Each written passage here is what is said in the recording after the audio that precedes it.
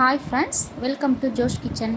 இன்றைக்கி இட்லி, தோசை, சப்பாத்தி, சாதம் இது எல்லாத்துக்கும் ஏற்ற மாதிரி சூப்பரான சைட் டிஷ் தான் பார்க்க போகிறோம். 1/4 கிலோ பட்டாணியை ஓவர் நைட் ஊற வச்சு எடுத்துக்கலாம். கடாயில் கொஞ்சமாக எண்ணெய் சேர்த்துட்டு சோம்பு பொரிய விடலாம். சோம்பு பொரிஞ்சதும் பிரிஞ்சி இலை, பட்டை, கல்பாசி, அன்னாசி பூ எல்லாம் சேர்த்துக்கலாம். 2 பெரிய வெங்காயத்தையும் இது கூடவே சேர்த்துடலாம்.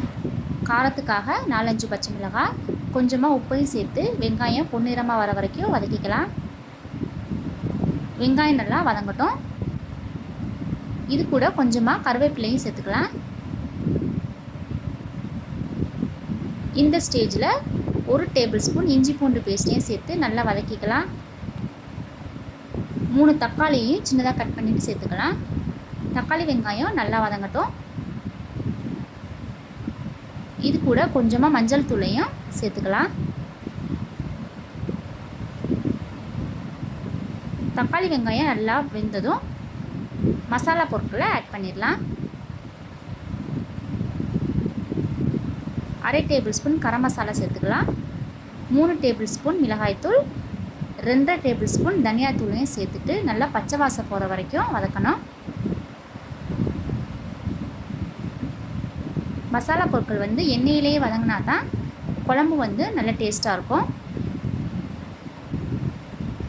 இது எல்லாத்தையும் சேர்த்து நல்லா வதக்கிக்கலாம்.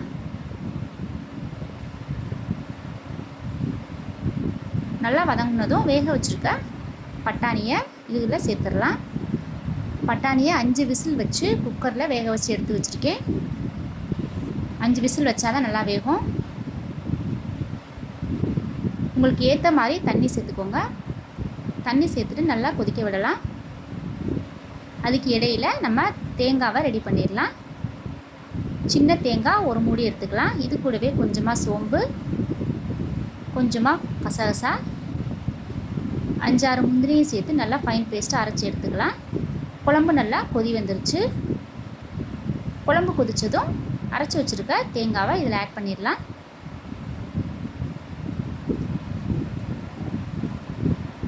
நல்லா மிக்ஸ் பண்ணிவிட்டு அடுப்பை மீடியம் ஃப்ளேம்லேயே வச்சுட்டு லைட்டாக ஒரு கொதி வர வரைக்கும் வெயிட் பண்ணலாம். டேஸ்டியான பட்டாணி குருமா ரெடி ஆயிடுச்சு. ஃபைனலாக கொத்தமல்லி இலைகளை தூவிக்கலாம். Thank you friends.